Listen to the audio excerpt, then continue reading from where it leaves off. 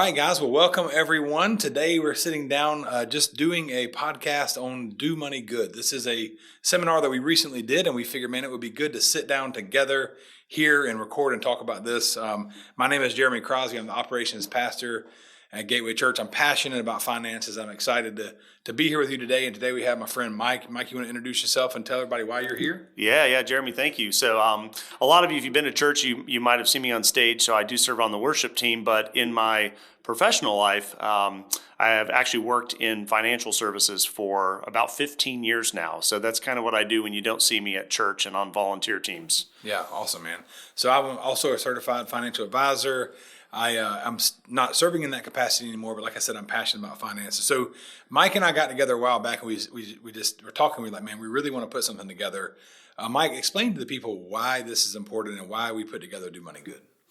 Yeah, so like you just said, Jeremy, we wanted to be more intentional about putting more out there for people to consume and learn from and participate in, ultimately to give people financial freedom. And, you know, a lot of the times people expect the church to talk about giving and to have those awkward sermons, but we really need to get more in front of this and get this content, especially the content we're going to talk about today, in front of more people, so people know that there's hope in this. We want to talk about what God's Word says about money, and that anybody can do this. Everybody can find their starting place. They can take, a couple of nuggets away from this, and hopefully share this with others who need the help as well. That's right. So today, the three main things we're going to cover is finding your why. That's one of the most important things. Is why is this important to you? Why are we doing this? Budgeting basics, and then adjustments, how to adjust on that. So that's the things we're going to go over today. At the seminar, we did this really fun thing. We did a game where we had 4 corners in the room, A, B, C, D. We put up multiple choice questions, and you went to the corner of what you thought the answer was. And it's really cool just to raise awareness around some different stats. So today we're going to read a few of those, and Mike's just going to kind of talk about them. So the first question I have for you, Mike, is tell the people, what percentage of Americans live paycheck to paycheck? Yeah, so it depends on what demographic of Americans you look at, but it's roughly anywhere from 60 to 80% of people are living paycheck to paycheck. That means they really don't have any savings. They're getting paid. They're floating things on credit cards just to make bills. And so that's an important statistic, because we want everyone to know you're not alone. I mean, that's most of us in the United States. Yeah. All right. Second one is, what is the average credit card balance? I know you mentioned credit card. People kind of float that, but what are people looking like for a credit card balance in America? Yeah, so just for credit cards, this has gone up recently. You can go look at the debt clock websites, and some of them will even show. So we're pushing $8,000 per family unit in credit cards alone.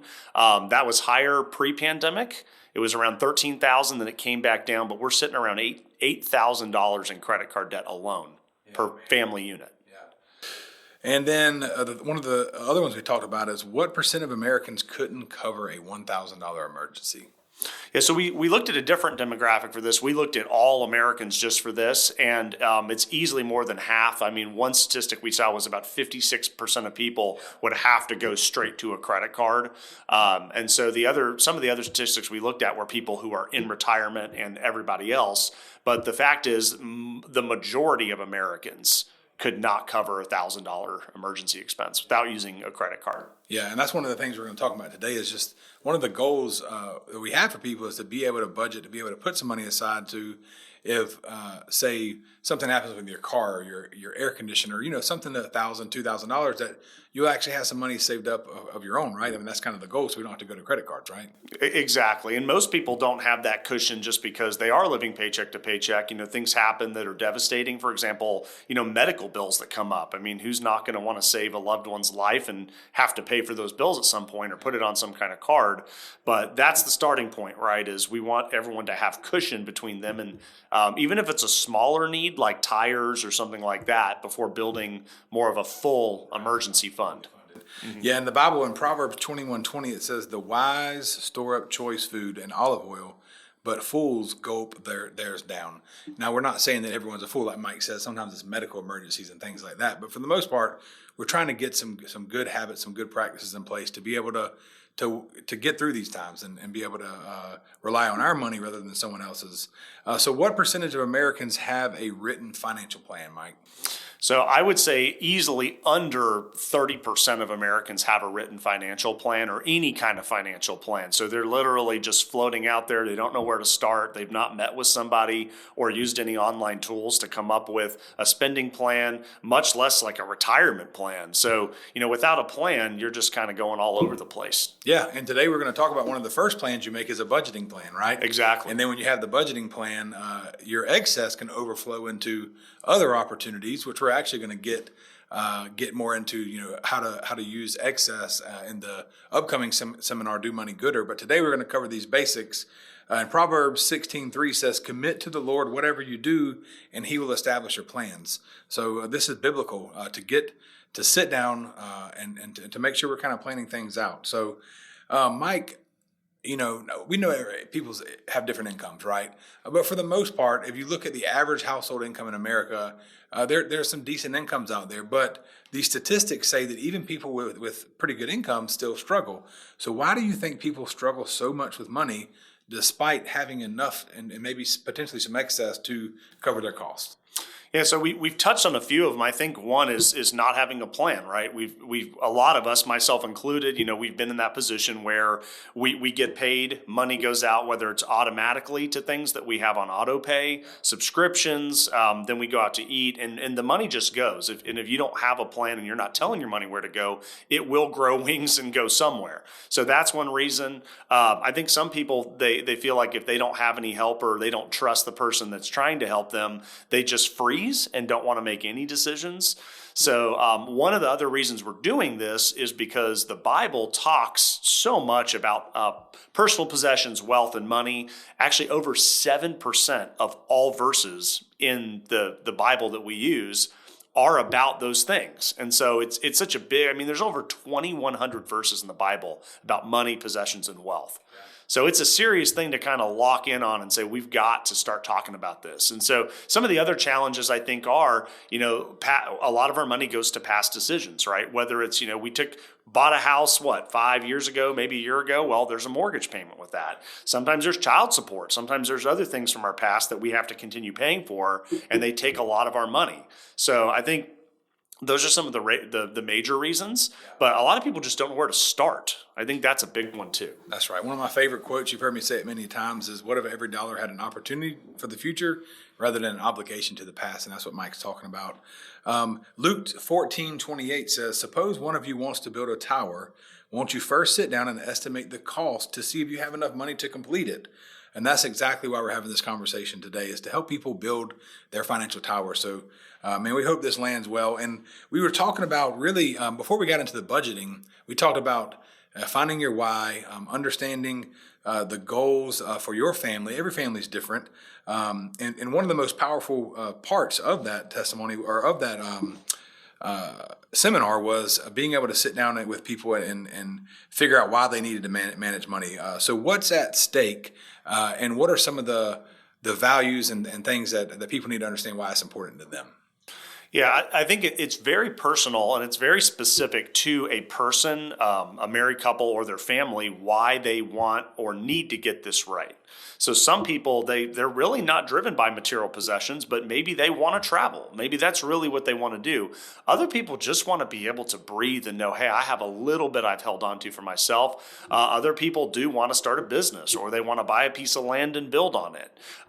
Some of it's really around their children, right? They want to be able to pay for college. They want their kids to have a future. They don't want to leave burdens or become a burden to somebody else. Sometimes it's children to parents, parents to children. We hear that a lot. So everybody has to find their why, or what's the point in focusing on all this. It's a stressful topic. There's a lot of ins and outs to it. So without starting with your why, there's really not a rallying cry of why should I bother even taking this seriously. Sometimes you can feel like you're doing it because someone else said it's a good idea or you ought to, but you don't know why it's important to you. And once you figure out why it's important to you and your family, it would make all the difference in the world and really kind of light a fire under you, right? Absolutely. And I tell people this all the time, that time is probably the biggest, most important currency you have. So there's an old proverb that not in the Christian Bible that says, when is the best time to plant a tree? 15 years ago. When's the second best time to plant a tree? Today. There's different year variations of that proverb. But here's the thing. Every day you delay doing something about this, it becomes a month, it becomes a year, it becomes, now I'm getting close to retirement. And it makes sense to start today with some kind of small step to put yourself on the right track to taking this seriously. Yeah, for sure.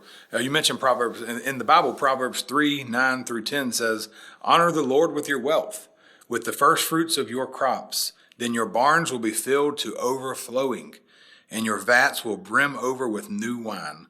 And that's the thing. Stewardship isn't just about having more money.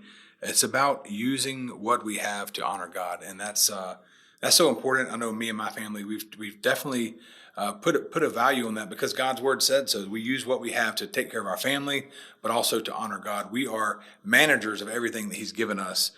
So Mike, with this values exercise, we're going to be posting this in the description. We had 20 different values up there, right? Right. You mentioned like experiences, time together, just different things.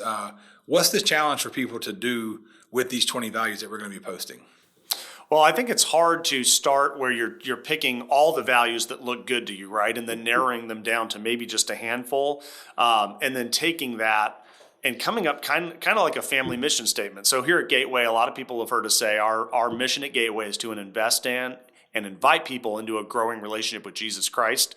If your family has that value statement, it's something you can teach your children. It's something that you can put up on the wall, something that you can kind of have that be that rallying cry for your family, so that when you're at the store, when you're faced with a money decision, you can think of it through that lens and have everything flow through that. Yeah. So it's tough to narrow it down though, because you're like, these 5 things are really important to our family, but let's get that down to maybe 2 or 3 core principles of who our family is and where we want to go. That's exactly right. So first of all, we wanted you to understand the heart of why this is important, right? Now we get into the practical things, right? That's why someone like Mike's here. So the practical budgeting, Mike, some people love it, some people hate it, but I want you to explain why it's important and why do people feel both? Why are people all over the place with something like budgeting? It's all kind of a bad word in some houses, right? Yeah, and sometimes you just have to change kind of that mental framework and call it a spending plan or just a plan for my money. And it can be as simple as buying a composition book and writing down and figuring out what all of your expenses are and just starting to write those down to really see where your money's going, because that awareness is important. A lot of people have seen the movie The Matrix and now talking about The Matrix with Keanu Reeves and Lawrence Fishburne. I date myself because that movie came out decades ago. It's like 99 but there's or a something, moment, 2000 maybe. Yeah. It's like that super, when that new tech action movie that came out. But when Neo, the character Keanu Reeves plays at the end of the movie, he sees that he's been living in this world controlled by others. But then he starts to see the Matrix. That's what we really want people to have, is we want people's eyes to be opened about why it's important, where their money is going, so they have a starting point. Because a lot of people, again, they hear that word budget and they think restrictions. They think, I can't spend money anymore. It's actually the opposite. A budget or a spending plan gives you freedom because you're carving out money for very specific things that are important to you, for co-pays at the doctor's office, for date night, for different areas. And you give yourself freedom because now I have this money set aside for that. Yeah, one of the things I heard years ago is it's a permission to spend. Exactly. But you're telling yourself where you can spend, and then when you have to tell yourself no, right? And we don't like telling ourselves no, do we? No, we don't. And you really have to add, and we'll get more into the budgeting process, but you have to write every single thing you can think of, because you'll always forget things. And so this is a constant process of, I didn't think to add the date nights in there, or this, or co-pays, and you have to constantly work at that, because if you don't, you can't just do it once and have it work perfectly. You're going to fail. You're going to have to redo it. And so it's important to know what that process looks like and have people in your life who can help you, that you trust, to keep on. Well, that's a good point. You mentioned it takes a little while. From what I've heard, it usually takes about 3 months to get it going, right? I've heard this so many times. People will sit down and create a budget, and then that's it. right? So talk a little bit about after you've created the budget. Say you sit down January 1st. We're coming up on March 1st, and we have our March budget. Then what? So the budget has to be, or spending plan, right? You call it what you want to call it. It has to be reviewed because some months you'll have things come up that aren't every month, right? Or you might have kid's birthday, or you have to travel because someone's passed away in your family and you didn't prepare for that. And some of that falls back onto why we want people to have a savings cushion for some of those things. But it becomes a behavioral process you have to get used to. So a lot of people, like you said, they create the budget, they write everything down, and they feel like I've completed this task. It's transactional. Now I'm going to go set it in my office or somewhere and not really pay attention to it. But budgeting and getting money right, I would say, is more than 80% behavioral. It's not that you have to go get a degree in that. You don't have to go become a certified financial planner like I am and get a degree in this subject matter. It's really behavioral and getting used to doing this repeatedly until it becomes a habit in your household. I agree. So Proverbs 27:23 says, "Be sure you know the condition of your flocks. Give careful attention to your herds." In today's term, that means know where your money is going.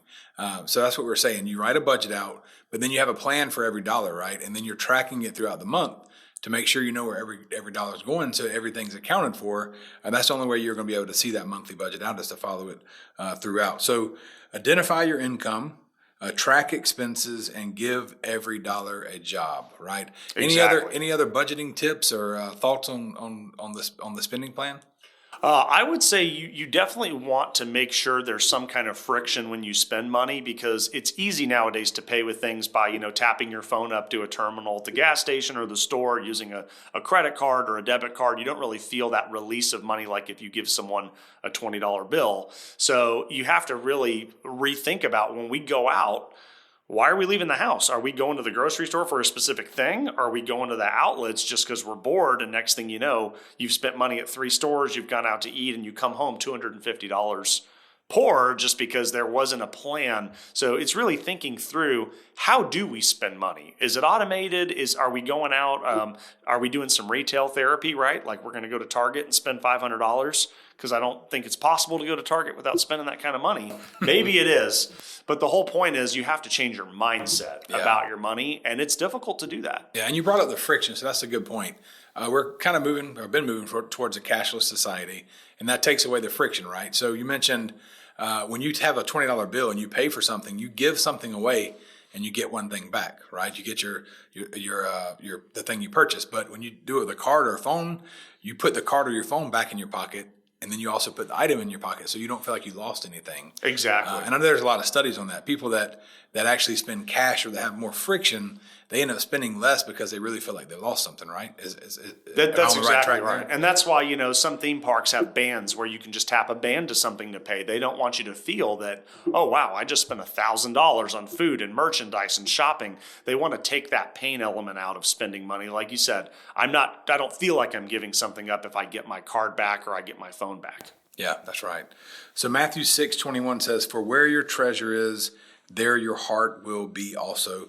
And the thing we're trying to get across is the budget is not just about numbers. It's about your priorities. And we want to make sure that first of all, we're looking to God and see what He says about our plans and how we should be treating and stewarding our money, and then come up with a solid plan for our family. So what are some of the common challenges in a budget? So people create a budget, and that sounds great, but there are real life challenges and there's roadblocks people face. What gets people off track, or what's the biggest challenges that makes people want to just throw up their hands and give up on it? Well, it's a good question. I think a lot of it is unanticipated expenses that seem overwhelming.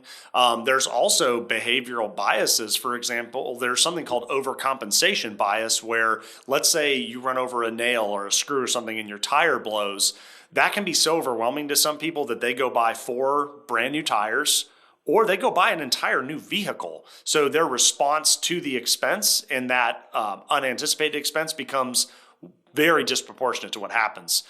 The other thing is there's something called sunk cost fallacy, where somebody has put so much money into something, like let's call it an old vehicle that's not worth maybe $1,000 anymore, but they keep fixing it, they keep dumping money into it because they feel like they're going to lose something if they give that vehicle up and go buy a new vehicle or start saving for a new vehicle. So a lot of this back to this, the psychological part of it is probably the most important thing to understand how our mind works with money. But the other things that get off a budget is maybe you under budget. Maybe you say, hey, I can get by with $500 in groceries for a family of 5. Well, that's really difficult to do nowadays, and then you go to the store and you spend $125, but then you got to go back and you forgot something for a meal. So you go back into the store, and these stores are very good at getting you to spend money you don't need to. Yeah. I won't mention names, but there's warehouse stores where there's a reason they put the cheap rotisserie chicken in the back, right? Or the toilet paper or the milk in the very back. There's a team of marketers that are way better than you and I at getting people to make money decisions. So you go in needing oranges and you come out spending $300. And it's those things that can really torpedo your budget. Or maybe they have credit card offers. And then again, it's getting you further and further away to feeling that you're actually using those things you've budgeted money for. Yes, you mentioned the credit card offers. We kind of talked about that. I feel like one of the main things that hinder people for sticking with a budget is when they really write out their debt. Right, and they see it could be a lot, like many items, or maybe a large amount. But talk about debt and the role that plays psychologically in our lives, and also just the practical, ways that we're trying to get out of it, and how it kind of hinders people because they think maybe it just won't ever happen. This is just how life's going to be.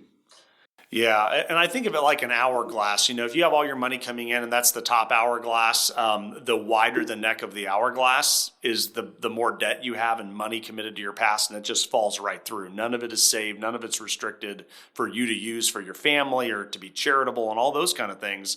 So a lot of people, when they write their debt out, it just feels so overwhelming to them. Student loans, medical debt, credit cards, your mortgage, personal loans, consolidation loans that have given birth to you respending on other credit cards. And that was a question we had as well, was on consolidation loans. But it can feel overwhelming. So it's important to hear us say that you have to take small steps, because in a lot of cases we're trying to move a mountain or trying to eat an elephant, if you've heard that phrase. You have to take one small bite at a time and know, hey, I can do this. I can have these small wins. I don't have to go pay all this debt off in a month. It's going to take some time. But then when you start doing that, then you get momentum. You're like, I can do this. I can do this now. I can do this now. And before you know it, you've made a lot of progress towards getting out of that debt and getting onto a budget. And this is a personal belief, but I believe God really blesses that. When you get really focused, being focused is the most important thing, because then you're thinking in that mindset of, oh no, if I go do this or spend money, or if I don't get the dinner in the crock pot tonight, I'm going to be very tempted to go DoorDash something and drop $100 on a $20 meal and do that kind of thing. And so it's being prepared, and it's having that focus of, and it probably takes a few months to get in the rhythm of that. Well, you and I, we've walked this journey together. Our families throughout the years, we used to meet together and hold each other accountable. And we've definitely seen when we crack down and we get serious about it, God blesses us. Absolutely. He does honor that. Absolutely. So Romans 13:8 says, "Let no debt remain outstanding except the continuing debt to love one another. Debt is a burden, and God's plan is for us to live free, not just spiritually, but financially too." So you talked about some of the ways to get out of that. And we've heard of like debt snowball and debt avalanche. Or if you haven't heard of that, that's just, it's really just ways and different styles of trying to get out of debt. So explain just a little bit about the person that's sitting out there that may have one or two debts. They may have 10 or 15. What is a practical way, once they've created a budget and they identify their margin, how can they start tackling debt? Yeah, so let's talk about debt snowball. So that's something, Dave Ramsey's team at Ramsey Solutions has coined.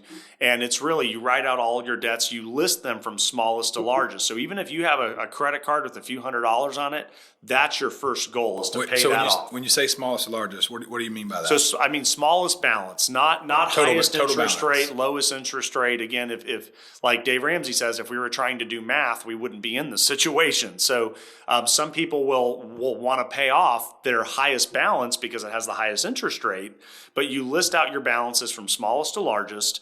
and you make your minimum payments on all of those debt obligations you have, but you put everything you can into the smallest debt. And when you pay off, let's say in my example, that $200 credit card balance, whatever the payment on that was, you move that to the next largest payment. So it kind of snowballs to where you have more and more going toward the next largest debt until you're out of debt. And then some people will put their mortgage in that. Some people will say, hey, my mortgage rate's so low, I don't want to pay that off. But that can become a personal goal to pay off things like mortgages. Yeah, that's a good point, because a few years ago, a lot of people were locked in 2.5%. And so that's much different than a 6 or 7% mortgage. And a lot of people have that debate of, well, I've heard a house has good debt, and then also my interest rate is really low. We're not going to get into the advice of what you should do there, but that's just something to think about. So those are some practical ways to pay it off. So let's say some people are sitting at home watching this, and they're thinking, okay, I hear you, Mike. I hear you, Jeremy. I can write out a budget. I can write out my debts. I have a good game plan. But what would you say to the person that goes to do this and they just feel completely overwhelmed? They can feel paralyzed.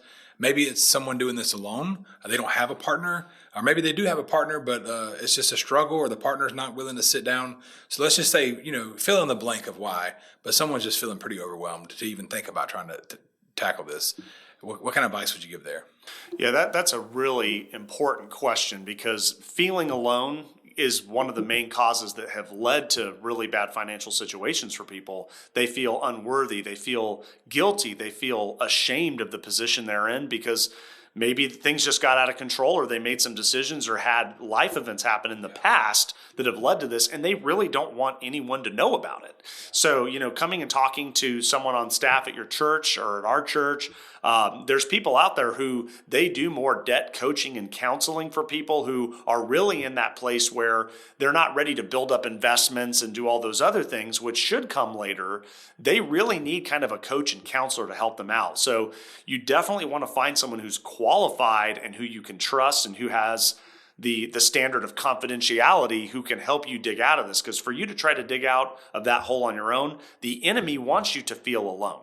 He wants you to feel alone and like you're the only person out there who's in a really bad situation. You're never going to get out of it, and it's all hopeless. And one thing that we talk about a lot is communication issues and money issues are the number one cause of divorces in the United States. And communication about money is kind of right up there at the top. So if you're alone in this, you've got to go find someone you can talk to who is educated, licensed, whatever, the right person to be talking to you about that stuff. You don't want to talk to your distant uncle who thinks he knows everything about money. You want to go find someone, and the church is a good place to start. Yeah, I would agree with that. So if you're doing this alone, find an accountability partner, someone you can trust. If you're married, sit down, get on the same page. My wife and I, we meet every month at the beginning of the month, lay out a budget. We've been doing this for years, and we've had our off and on. We've not always been great at it, but recently we've been sitting down every month and making sure we're writing this out. And man, I feel like when you get together as a couple and you write out goals and you accomplish them financially, man, you feel like nothing can stop you. So I want to read this one last scripture here. Proverbs 21:5 says, "The plans of the diligent lead to profit, as surely as haste leads to poverty." Here's your challenge today. We want to encourage you to take one step. Write down your values. Write down your income. Write down your expenses and figure out what kind of margin you have. There may not be none at all. And if you don't have margin, Mike, what are the 2 ways that you can fix that issue? Well, you can bring more money in, right, and get on the offense and do that, or you can figure out where you need to cut money. Exactly right. So you want to write out a perfect ideal spending plan. If I had money for entertainment and things like grooming and haircuts and personal care and all that, write it all out and see what it would take, and then you'll see what's actually been taking your money away from you accomplishing that. Yeah. And I would say if you catch yourself hitting a roadblock mentally. Like let's say you get paid weekly. There's a lot of people who go to our church, they get paid weekly. Some get paid once every 2 weeks, once a month. Some people are realtors, or they get paid primarily on commission. That's not a great excuse to not budget money. There are ways to budget that, but you need to talk with someone who can help you map that out, build a little cushion. You have to keep money aside for taxes. So, taxes are another reason people get into debt, right? They haven't set aside or withheld money for taxes. Yeah. So we want everyone to get help. We want everybody to just stop and kind of think, okay, this is a moment where I'm spending money. I'm driving somewhere and it costs gas. I'm going to a store that I know has a lot of temptations there. And I can tell you, the paper towels at Costco versus Walmart versus other places, they're pretty similar, and if you go to a store for paper towels because it's the better deal, you have to catch yourself because you might spend $200 extra in that store, to get a $1.50 hot dog at the end. Yep. Well, guys, we appreciate you being with us today. If you have any questions about this, we'd like for you to reach out to myself, Mike, catch us on a Sunday. You also can email info@gatewaychurchga.com. If you just have some general questions, we'd love to help you out with that. And we appreciate you guys being with us today.